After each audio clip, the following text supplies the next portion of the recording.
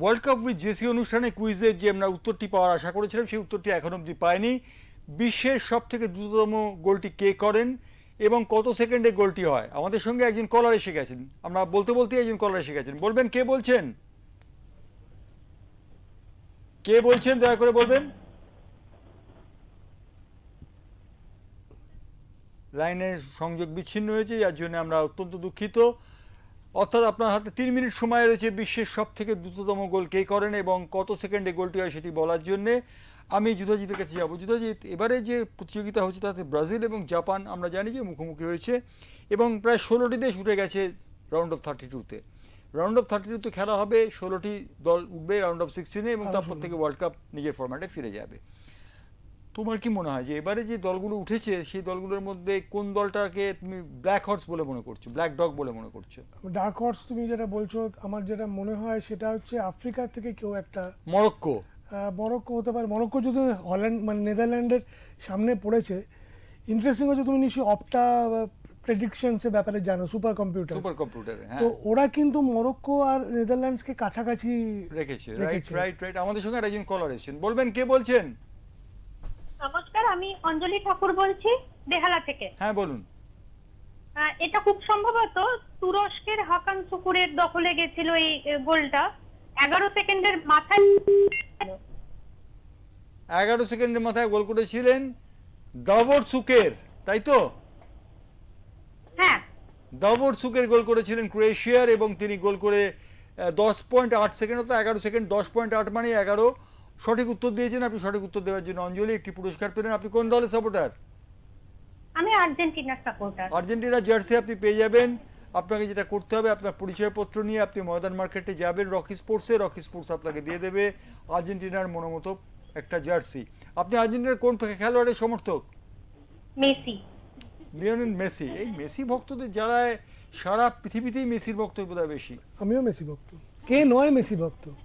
Football ভালোবাসে কিন্তু Messi ভক্ত নয়, তুমি দেখাতে পারবে কাউকে? ধন্যবাদ আপনাকে আমাদের সঙ্গে যোগ দেওয়ার জন্যে। আর আপনি পেয়ে গেছেন আর্জেন্টিনার একটি জার্সি। মেসির ভক্ত আপনি এবং যুধাজিৎ যিনি আছেন আমাদের আজকের অতিথি, তিনিও মেসির ভক্ত। মেসি এমন একটা অলৌকিক ক্যারেক্টার যে মেসি হ্যাট্রিক করেছেন এবং মেসি হ্যাট্রিক করে তার হ্যাট্রিকটি উৎসর্গ করেছে তার বাবাকে। তার বাবা অসুস্থ রয়েছেন, আমি জানি তার বাবা অসুস্থ রয়েছেন, হাসপাতালে রয়েছেন, তার জন্য বাবাকে উৎসর্গ করেছেন। রোনাল্ডো কিন্তু প্রত্যেকটা বিশ্বকাপে গোল করলেন। তা রোনাল্ডো আর মেসি হ্যাট্রিক এবং রোনাল্ডোর 6টি গোল্ড কাপ, কোনটাকে পাশাপাশি রাখবে? তুমি এর আগে একটা কথা বলেছিলে, প্যারালাল টানছিলে, পেলে, দিয়েগো। তো এখানেও আমরা একটা প্যারালাল টানতে পারি। সচিন, মেসি, লারা, রোনাল্ডো। লারা বিশ্বকাপ জেতেনি, চ্যাম্পিয়ন্স ট্রফি জিতেছিল। রোনাল্ডো বিশ্বকাপ এখনও জেতেনি, কিন্তু দুজনেই খুব কাছাকাছি। মানে ফাইনালি সচিনের নাম্বার হয়তো অনেক বেশি ছিল লারার থেকে, কিন্তু একটা টাইমে লারার থেকে বেটার ছিল। এবং সবথেকে বড় কিছু রেকর্ড কিন্তু লারার হাতে। প্রথম শ্রেণীর ক্রিকেটে সর্বোচ্চ রান, টেস্টে সর্বোচ্চ রান এবং ফাটাফাটি রেকর্ড সমস্ত স্ট্রং টিমগুলোর এগেনস্টে। এবং অনেকটাই ধরো লারার খেলাটা অনেকে বলে যে নিজের রেকর্ড বা সংখ্যার দিকে উনি খুব ফোকাস করেন। রোনাল্ডোও ঠিক তাই, একজন চূড়ান্ত প্রফেশনাল ফুটবলার। তার দক্ষতার চূড়ায় গিয়ে তিনি খেলেছেন বহুকাল। এখন অতটা তিনি নেই, মেসিও নেই, কিন্তু মানে তাও সর্বোচ্চ লেভেলে তিনি গোল করে চলেছেন। 6টা বিশ্বকাপ হলো, প্রত্যেকটাতে তিনি গোল করলেন। উজবেকিস্তানের বিরুদ্ধে প্রায় হ্যাট্রিক করেই ফেলছিলেন। তো সেক্ষেত্রে মানে এই কম্পিটিশন চলবে আবহমান কাল ধরে। এবং দিয়েগোর সময় বা পেলের সময় আমরা হয়তো এরকম সমানে সমানে কম্পিটিশন পাইনি।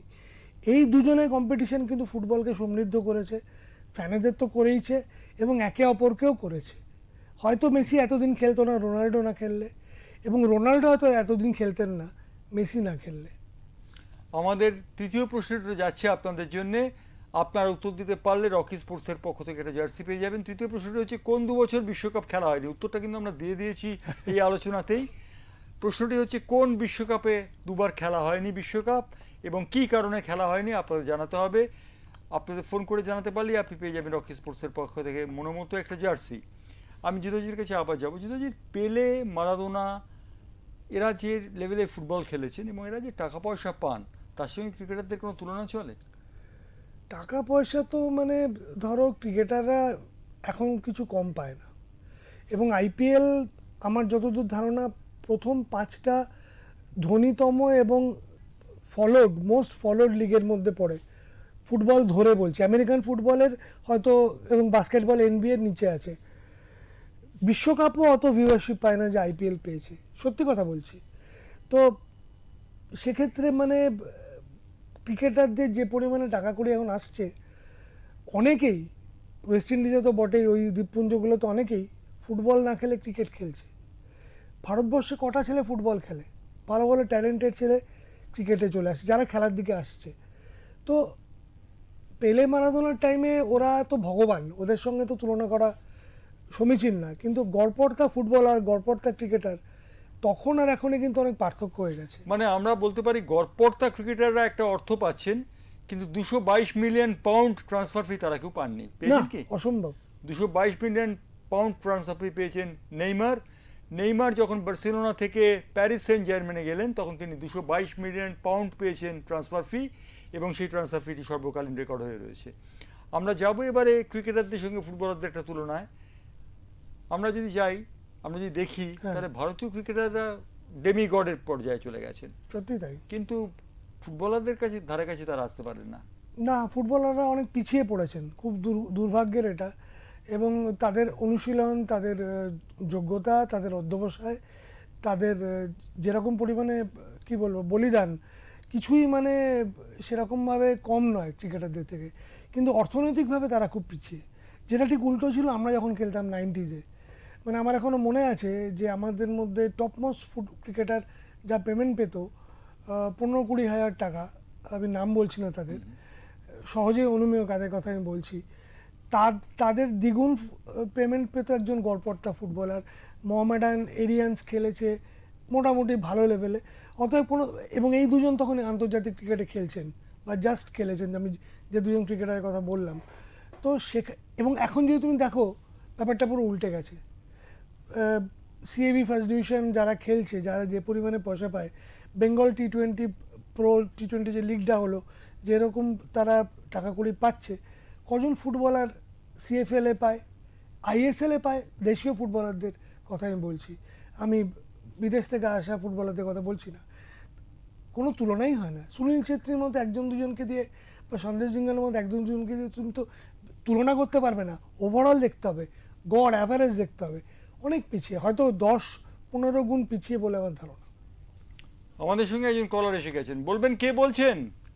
হ্যাঁ, শুভ সন্ধ্যা। আমি এক্ষুনি ফোন করেছিলাম আরেকবার, আগের প্রশ্নের একটা উত্তর দিয়েছিলাম। আপনার নামটা বলবেন? অমিত ব্যানার্জি। হ্যাঁ, অমিত ব্যানার্জি, আপনি কোথা থেকে বলছেন? আমি কুচঘাট থেকে বলছি, টালিগঞ্জ কুচঘাট। হ্যাঁ, আপনি প্রশ্নের উত্তরটা জানেন? হ্যাঁ, আমি জানি। এটা ওই দ্বিতীয় বিশ্বযুদ্ধের সময় 2 বছর খেলা হয়নি, 1942 আর 46।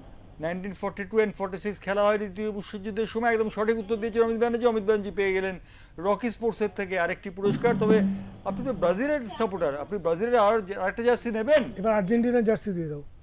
এবার একটা আর্জেন্টিনা নেবো, দুটো রাইভাল নিয়ে নেবো, একটা একটা ব্রাজিল, একটা আর্জেন্টিনা জার্সি নেবেন।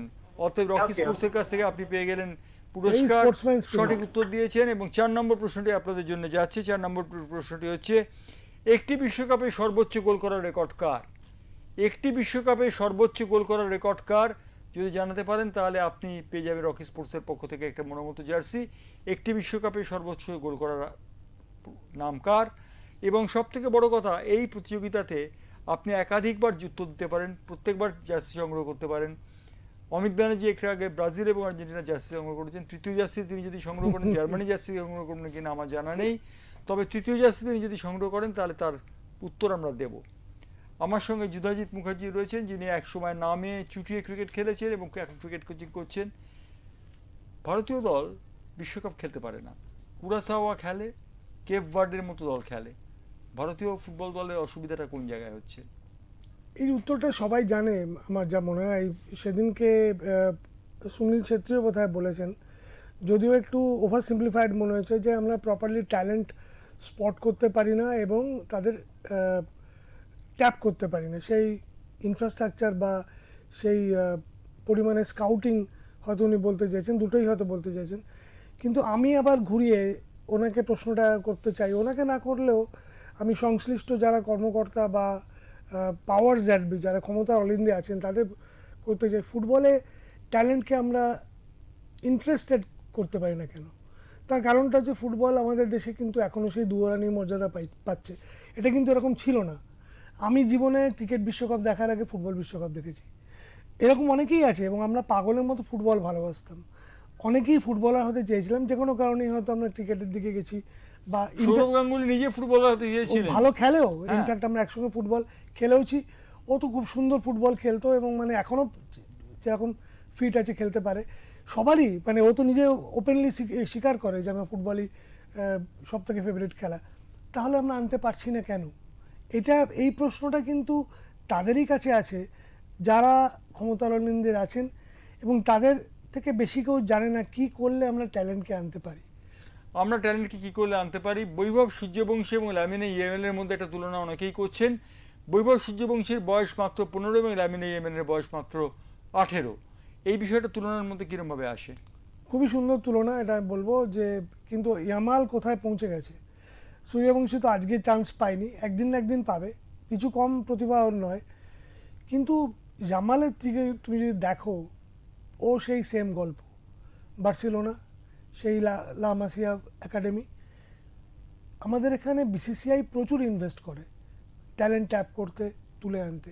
আন্ডার 15 ক্রিকেটাররা যথেষ্ট ভালো দৈনিক একটা ভাতা পায় তাদের সাবসিস্টেন্সের জন্য, যেটা আমাদের সময় ছিল না।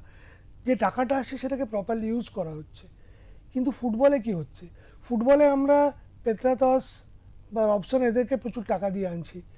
আমাদের ওই টাকার একটা যদি ক্যাপ করে দেওয়া হয় যে 4জন বিদেশি টোটাল টিমে থাকবে, এবং তাদের একটা অংশ যারা টোটাল। আমাদের সঙ্গে একজন কলার এসে গেছেন, বলবেন কে বলছেন? বিজয় দাস বলছি, বিজয় দাস, কোথা থেকে বলছেন? মুর্শিদাবাদ। হ্যাঁ, আপনি আপনার উত্তরটা জানেন যে প্রশ্নটা করেছি? হ্যাঁ, উনি ফ্রান্সের জাস্ট ফন্টেন 13 গোলস করেছিলেন 1958 সালে ওয়ার্ল্ড জুস কাপে। ফন্টেইন একদম সঠিক উত্তর দিয়েছেন। 1958 সালের ওয়ার্ল্ড কাপে তিনি সব থেকে বেশি গোল করেছিলেন, এবং জুস ফন্টেইন সব থেকে বেশি গোল করার জন্য আপনিও পেয়ে গেলেন একটি পুরস্কার রকি স্পোর্টসের কাছ থেকে। একটা পছন্দ। আপনি কোন দলের সাপোর্টার? Brazil, Neymar. ব্রাজিল। এবং নেইমার খেলছে না। নেইমার একটা ম্যাচে 14 মিনিট খেলেছে। খেলবে রাউন্ড অফ 16 থেকে খেলবে। নেইমারের দিকে পরের দিকে দেখা যাবে। অর্থাৎ ব্রাজিল এবং নেইমারের সাপোর্টার, আপনি ব্রাজিলের জার্সি সংগ্রহ করে নেবেন। এই যে নেইমার ফোবিয়া, ধন্যবাদ আপনাকে আমাদের সঙ্গে যোগ দেওয়ার জন্য। নেইমার সম্পর্কে একটা উচ্চারণ করা, নেইমারের নাম উচ্চারণ হতো মারাদোনার সঙ্গে, নেইমারের নাম উচ্চারণ করা হতো মেসির সঙ্গে, মারাদোনার নাম উচ্চারণ করা হতো রোনাল্ডোর সঙ্গে। সেই নেইমার হঠাৎ হারিয়ে গেছেন কেন? একটা তো একটু মানে আঘাতপ্রবণ আছে কিছুটা, মানে অনেকেই বলে সেই প্লে অ্যাক্টিং করে, কিন্তু সত্যি ওর আঘাত লেগেছে, এটা অনস্বীকার্য। এবং ওর যা স্কিল, ওর যা লেভেলে কমিটমেন্ট, যেখানে যাওয়া উচিত ছিল সেখানে তো যেতে পারলো না। 2014 সালে ওই ইনজুরিটা কলম্বিয়ার এগেনস্টে না হলে হয়তো টিমটাকে ফাইনালে নিয়ে যেত। জার্মানির এগেনস্টেও খেললে কি হতো কেউ বলতে পারে না। ও একটা অসাধারণ প্রতিভাধর প্লেয়ার, এবং আমি বলার কে, স্বয়ং মেসি এটা মেনে নিত, এবং নিজেকে এবং রোনাল্ডোর সঙ্গে নেইমারকে এক জায়গায় রাখতো। মেসির ছায়া থেকে বেরিয়ে নিজেকে প্রতিষ্ঠা করতে গিয়ে প্যারিসকে ও প্রায় চ্যাম্পিয়ন করে দিয়েছিল, ইউএফা, প্যারিস সেন্ট জার্মানকে। হ্যাঁ, প্যারিস সেন্ট জার্মানকে, কিন্তু সেটা হলো না। ওর সবই একটুখানি নিয়ার মিস টাইপের, মানে এটা খুব দুঃখের সঙ্গে বলছি। ওই 2021 কোপা আমেরিকা ফাইনালে দুই বন্ধুর লড়াই দেখা গেল, দুজনে কারোরই কোনো মেজর ট্রফি ছিল না, হয় মেসি নয় নেইমার। মেসি ওখানে ওকে বিট করলো, এবং তারপরে পরপর দুটো আরও ট্রফি জিতলো। এইসব জায়গা থেকে যদি নেইমার জিততো, নেইমারে কোথায় কি যেতে পারতো কেউ জানে না। এটা হচ্ছে ভবিতব্য আমার কাছে। নেইমারের কাপ মাসেলে চোট লেগেছে এবং নেইমার খেলছেন না, তবে নেইমার খেলবেন, আমাদের দর্শক এইমাত্র বললেন পরবর্তী পর্বে খেলবেন। তাকে 14 মিনিট সুযোগ দিয়েছিলেন ব্রাজিলের কোচ আনসেলোত্তি, এবং তিনি 14 মিনিট সময় দেবার সময় নেইমার কিন্তু খুব কাজের কাজ কিছু করতে পারেননি। নেইমারকে নিয়ে একটা রসিকতাও চালু আছে যে নেইমার চোট লেগে মাঠের বাইরে চলে যায়। হ্যাঁ, মানে সামান্য কিছুতে ও ভীষণ চোট প্রবণ, এটা ঠিকই, যদিও আমি বললাম যেটা সেটা খুব একটা ফেয়ার নয়। ওর সত্যিই চোট লাগে, সত্যি চোট লাগে নেইমারের, এবং নেইমারের চোট লেগে কাপ মাসেলে চোট লেগে এবার তিনি ছিটকে গেছেন দল থেকে। কোনো খেলোয়াড় ইচ্ছে করে খেলতে পারে না এমন নয়, বা খেলতে চান না এমন নয়, চোট লেগে তারা মাঠের বাইরে চলে যান। নেইমারের একটা অভ্যেস রয়েছে, নেইমার প্রত্যেক দিন খেলার সময় তার বাবাকে টেলিফোন করেন, খেলার দিন সকালবেলা তার বাবাকে টেলিফোন করে একসঙ্গে প্রার্থনা করেন। বিশ্বকাপ ফুটবলের খেলোয়াড়দের অনেক তুকতাক রয়েছে, খেলোয়াড়দের অনেক কুসংস্কার রয়েছে। একজন জ্যোতিষী আসবেন আমাদের স্টুডিওতে, সেই জ্যোতিষীর কাছ থেকে আপনারা জেনে নেবেন খেলোয়াড়দের তুকতাকের বিষয়টি। সেই জ্যোতিষী আমাদের স্টুডিওতে বসে মেসি, এমবাপে এবং লামিনে ইয়ামাল এবং নেইমারের ভাগ্য গণনা করবেন। গণনা করে তিনি জানাবেন বিশ্বকাপে এবার চ্যাম্পিয়ন কে হতে পারে। সুতরাং অপেক্ষা করুন ওঙ্কার নিউজ বাংলার ওয়ার্ল্ড কাপ উইথ জেসি দেখার জন্য। সরাসরি যুদ্ধজিতের কাছে যাচ্ছি। যুদ্ধজি আর একটি প্রশ্নে যাব, শেষ প্রশ্নটি দিয়ে দিই দর্শকদের জন্য। 1998 সালে বিশ্বকাপ ফুটবল ফাইনালের স্কোর লাইন কী ছিল? 1998 সালে বিশ্বকাপ ফুটবলের ফাইনালের স্কোর লাইন কী ছিল আপনাকে বলতে হবে। সঠিক বলতে পারলেই আপনি কিন্তু পেয়ে যাবেন রকি স্পোর্টসের কাছ থেকে একটি চমকপ্রদ জার্সি, যে জার্সির অপেক্ষা করছেন আপনার জন্যে, এবং সেই জার্সিতে আপনি পেয়ে যাবেন আপনার পছন্দসই দলের জার্সি। অতএব উত্তর দিন 1998 সালের ফাইনালের স্কোর লাইন কী ছিল। ফাইনালে একটা ছোট্ট হিন্ট দেবো।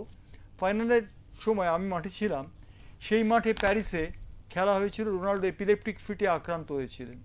কিন্তু এপিলেপটিক ফিটে আক্রান্ত হলেও সেদিন ম্যাচ জিতেছিল না। আমি বলবো না, আপনাকে বলতে হবে, বললে উত্তর দিতে হবে এবং সেই উত্তর দেওয়ার জন্য অপেক্ষা করুন। যদি আমরা একটি প্রশ্ন চলে যাই, প্রশ্নটা হচ্ছে ক্রিকেট বিশ্বকাপ দীর্ঘদিন ধরে হয়ে আসছে, ফুটবল বিশ্বকাপও দীর্ঘদিন ধরে হয়ে আসছে, দুয়ের মধ্যে মিল কোনটা, অমিল কোথায়? যেটা বললাম, সংখ্যা তত্ত্বে মিল অদ্ভুত, একটা আনক্যানি সিমিলারিটি যাকে বলে। ফুটবলে 23টা বিশ্বকাপ হয়েছে, এবার একদিনের এবং 20 ওভারের বিশ্বকাপ দুটো যদি আমরা একসঙ্গে ধরি তাহলে দুটো 23টাই বিশ্বকাপ হচ্ছে।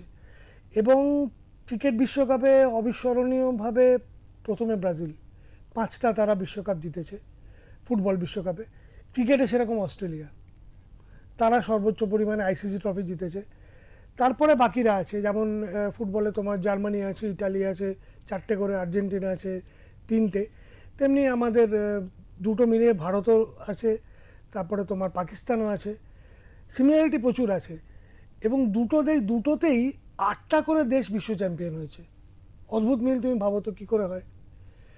এবার তুমি বলতে পারো 6টা বিশ্বকাপে, ক্রিকেটের বিশ্বকাপে ঠিকই তাই 6টাই হয়েছে, কিন্তু দুটো WTC ধরলে নিউজিল্যান্ড এবং সাউথ আফ্রিকাও দুটো দেশ কিন্তু হয়েছে। অতএব 8টা দেশ ক্রিকেটেও বিশ্ব চ্যাম্পিয়ন, 8টা দেশ ফুটবলে বিশ্ব চ্যাম্পিয়ন।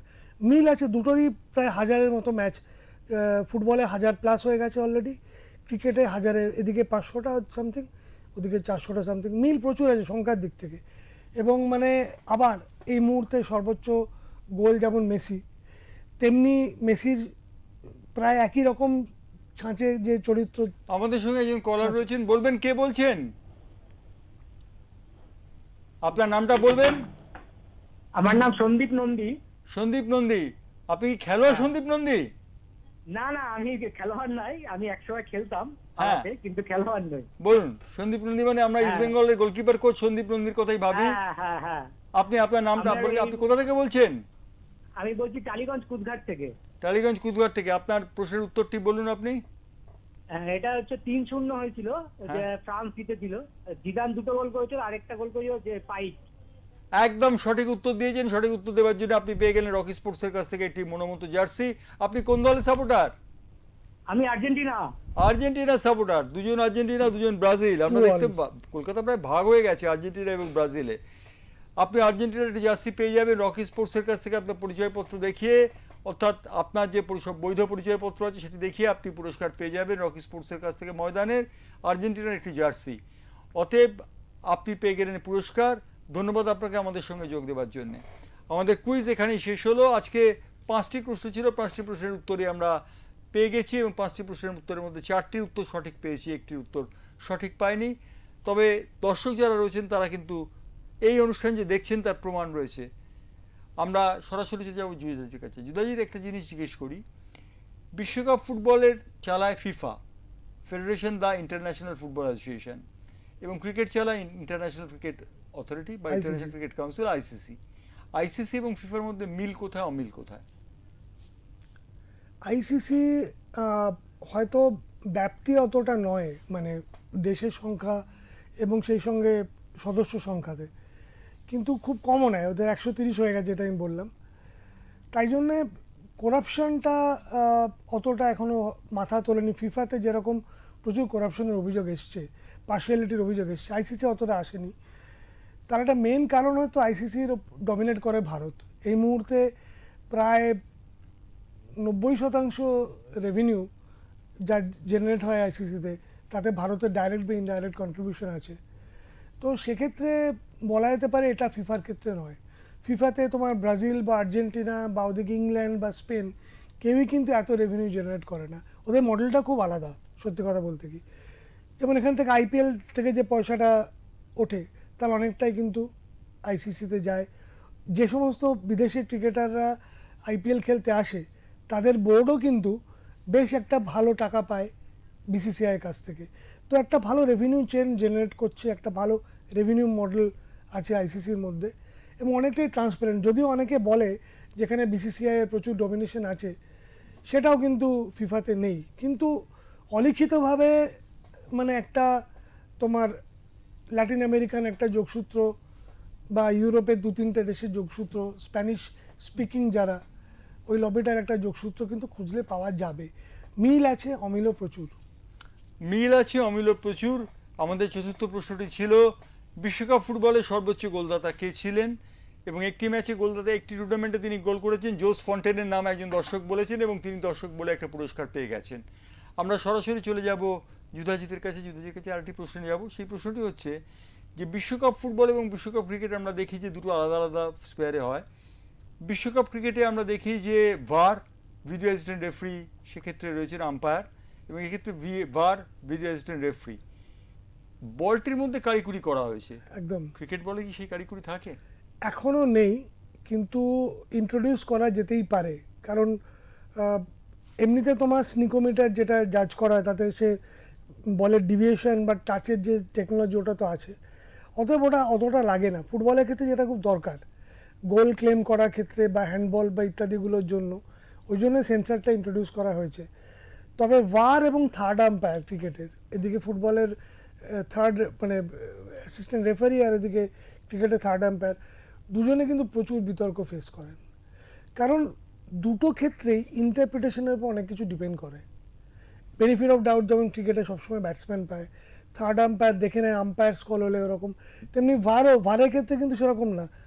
রেফারিকে ওভারঅল অনেক ক্ষেত্রেই করা হয়, কিন্তু ইন্টারপ্রিটেশনের উপর ডিপেন্ড করে। যেটা নিয়ে অনেক বিতর্ক হচ্ছে, একটা ফাউল মেসি পেছন থেকে করেছিল প্রথম ম্যাচে, সেরকম ফাউল মেসির সেই বুঝে উঠেছে মেসিকে ফাউল দেওয়া হয়। হ্যাঁ, মেসির ফাউলটা কিন্তু সেরকম ফাউল অনেক ম্যাচেই ঘটেছে। রেফারি যে দেখে সে কিন্তু ইন্টেন্টও দেখে, সে কিন্তু ডায়নামিক্সটাও দেখে। যদি ইন্টেন্ট ফাউলের হতো সে হয়তো সেই জন্য দেয়নি, আমি জাস্ট বলছি। এবার অন্য কোনো রেফারি হয়তো ইন্টেন্ট দেখবে না, সে দেখবে ইটস অ্যান অফেন্স, অতএব একে পানিশমেন্ট দেওয়া হোক। এবার লাল কার্ড দেওয়া হবে না ফাউল ফ্রিকিক দেওয়া হবে নাকি ইয়েলো কার্ড দেওয়া হবে সেটাও রেফারির ওপরে। প্রশ্ন হচ্ছে এখানে থার্ড আম্পায়ার কিন্তু কখনো ইনভলভ হয় না যদি না তাকে আম্পায়ার বা সংশ্লিষ্ট প্লেয়াররা ডাকে। ভার কিন্তু ইন্টারভেন করতে পারে রেফারি না বললেও।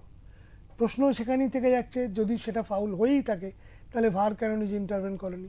অনেক ক্ষেত্রেই করেছে, তুমি দেখেছো। এটা কিন্তু একটা বড় ডিফারেন্স ফুটবল আর ক্রিকেটের মধ্যে। অতএব এইসব নিয়ে বিতর্ক চলবে। যাই করো, পুরোপুরি 100% কাউকে তুমি স্যাটিসফাই করতে পারবে না, কোনো কিছুকে কিছু না কিছু থেকে যাবে, সেটার উপরে বেস করে আরও ফাইন টিউনিং হবে টেকনোলজির। অর্থাৎ টেকনোলজি বা কারিগরি যে এই বিশ্বকাপের অন্যতম আকর্ষণ, ক্রিকেট বিশ্বকাপেও কারিগরিকে ব্যবহার করা হয়, ফুটবল বিশ্বকাপে ব্যবহার করা হয়। ফুটবল বিশ্বকাপে যে বলটি ব্যবহার করা হচ্ছে সেই বলটি চার্জ না দিলে বলটি কিন্তু খেলার উপযুক্ত হয় না। অর্থাৎ আগে আমরা জানতাম পাম্প দেওয়া হয় বলে, কিন্তু এখন দেখছি চার্জ দেওয়া হয়, কারণ একটি চিপ সংশ্লিষ্ট আছে বলটির সঙ্গে। সেই চিপে রেকর্ড হয়ে যাচ্ছে খেলোয়াড়দের গতিবিধি, সমস্ত হ্যান্ডবল থেকে অফসাইড থেকে সমস্ত কিছু, এবং রেফারিকে জানান দিচ্ছে সেটি প্রতি মুহূর্তে। গোল লাইন অতিক্রম করলে বলটি সঙ্গে সঙ্গে বলটি সিগন্যাল দিচ্ছে বিপ বিপ করে। অতএব এই বলটি পাকিস্তানে তৈরি এবং অ্যাডিডাস এই বলটি ডিজাইন করেছে। বলটি তৈরি হয়েছে কিন্তু পাকিস্তানে। এটা আমাদের পক্ষে খুব খারাপ ব্যাপার যে শিয়ালকোটে বল তৈরি হচ্ছে আর সেই বলে খেলা হচ্ছে বিশ্বকাপ, আর আমরা ভারত আঙুল চুষছি। অনেকেই বলছে যে ওই জন্যই ভারত বিশ্বকাপ খেলছে না, যে পাকিস্তানে বল তৈরি হচ্ছে বলে। না, এটা দেখো নিশ্চয়ই ওরা একটা চিপ মডেল ওয়ার্কআউট করেছে, ইকোনমিক মডেল, চিপ বলা উচিত না, যে সুবিধাজনকভাবে, তাই জন্যই হচ্ছে। কোথাও কিছু গণ্ডগোল ছিল নিশ্চয়ই, যার জন্য আমরা পাইনি। তবে ভারতের মতো দেশের বিশ্বকাপে আরও অনেক ভালোভাবে অংশ নেওয়া উচিত, যে কোনোভাবে। খেলা তো উচিতই, অন্য কোনোভাবেও নেওয়া উচিত। দেখো ভারত থেকে কোনো রেফারিও কিন্তু যায়নি। এবং মানে বিশ্বকাপে আমরা দেখেছি যে এমন দেশের আম্পায়াররা এসছে যারা বিশ্বকাপ খেলছে না, তাহলে ভারত থেকে কেন যাবে না? বোঝাই যাচ্ছে যে ভারতের যে পরিকাঠামো, এখানে কোনো গলতি আছে এবং সেটা ফিফা জানে। 100-র কাছাকাছি র্যাঙ্কিংয়ের একটা দেশ, অথচ এত সাপোর্টার, এত ফলোয়ার, তারপরেও আমাদের এখান থেকে একটা ভায়াবল মডেল হলো না এই বল তৈরি করার বা অন্য কোনোভাবে বিশ্বকাপে সামিল হওয়ার। এটা খুবই দুর্ভাগ্যজনক। এটা সত্যি দুর্ভাগ্যজনক যে ভারত বিশ্বকাপের কোথাও নেই এবং ভারতের র্যাঙ্ক এখন বর্তমানে 136 এবং ভারত ক্রমশ পিছিয়ে পড়ছে। ভারত এই বছরের শেষ দিকে র্যাঙ্ক ছিল 142, সেখান থেকে 136-এ এসছে। এটা অত্যন্ত আশার কথা, কিন্তু আশা হলো সেটা শেষ দিকের আশা। ভারতের র্যাঙ্ক সব থেকে বেশি পৌঁছেছিল 94-তে, যখন বাইচুং ভুটিয়ারা খেলতেন সেই সময়টাতে। বাইচুং ভুটিয়া নিজে বলেছেন ভারতের এই পদস্খলন দেখে তিনি স্তম্ভিত। সত্যি সমস্ত ভারত কি স্তম্ভিত? সবাই খুবই দুঃখিত। আমরা যারা ফুটবল প্রেমী বা যারা খেলাধুলো ভালোবাসি, তাদের তো দুঃখ আছেই, ভারত কেন এরকমভাবে পেছিয়ে পড়ছে। এর একটা হয়তো পুরনো ইতিহাস তুমি মনে করতে পারবে যে যখন ভারত বোধহয় 1950-র কাছাকাছি সুযোগ পেয়েছিল বিশ্বকাপ খেলতে যাওয়ার, কিন্তু বিভিন্ন অ্যাডমিনিস্ট্রেটিভ কারণে ভারত যায়নি। অনেকেই বলে যে পলিটিক্স এখানে ইনভলভ ছিল, কিন্তু ওই সময় গেলে আজকে হয়তো আমরা রেগুলারই বিশ্বকাপ খেলতাম। ওই যাকে বলে বাসটা মিস করে গেছি। মাঠডেকা ফুটবলে বা এশিয়ান কাপে আমরা চ্যাম্পিয়ন হয়েছিলাম 1962 সালে। তারপর অন্য দেশগুলো এগিয়ে গেছে, আমরা কিন্তু ক্রমশ পিছিয়ে গেছি। 1962 সালে আমরা চ্যাম্পিয়ন হই এশিয়াডে এবং তারপর থেকে আমাদের ল্যাডারটা ক্রমশ নিচের দিকে না। 70-এ বোধহয় ব্রোঞ্জ পেয়েছিলাম। 70-এ ব্রোঞ্জ পেয়েছিলাম। 70-এ একটা ব্রোঞ্জ পেয়েছিলাম। সেই ব্রোঞ্জটা পাওয়ার পর আমরা জানি না ফুটবলে আমাদের আর কোনো রকম কোনোদিন ফিরে আসবে কিনা। একটু ইন্টারাপ্ট করছি, নেহেরু কাপে দেখো আমরা খেলতাম 82-তে, মনে আছে কি ভালো ভালো খেলা হতো তখন। চীনের সঙ্গে, তখন আর্জেন্টিনার যে খেলোয়াড়রা খেলেছিল তারাই বিশ্বকাপ খেলেছে। রামোস, ফ্রান্সিসকোলি সব বড় বড় প্লেয়ার খেলে গেছে। আমরা চীনের সঙ্গে ড্র করেছি, কোরিয়ার সঙ্গে ড্র দিনের ম্যাচে ছিলাম, মানে মাঠে ছিলাম অ্যাকচুয়ালি, ইডেন গার্ডেন্সে 2-2 ড্র। অসাধারণ খেলা হয়েছিল। সেখান থেকে আমরা কোথায় চলে গেলাম? অর্থাৎ আমাদের পদস্খলন চলতেই থাকবে। তবে আমরা সব থেকে বেশি দর্শক ভালো, আমরা দর্শকদের যে বিচারে যদি কোনো পদক থাকে তাহলে আমরা সেই পদক পেতে পারি। আর ভারত বিশ্বকাপ খেলবে তখনই যখন ভারত সংগঠন করবে, তাই তো? অর্থাৎ আমরা লক্ষ্য করে থাকবো ভারত কবে সংগঠন করে বিশ্বকাপ, আমরা সেই দিকে তাকিয়ে থাকবো।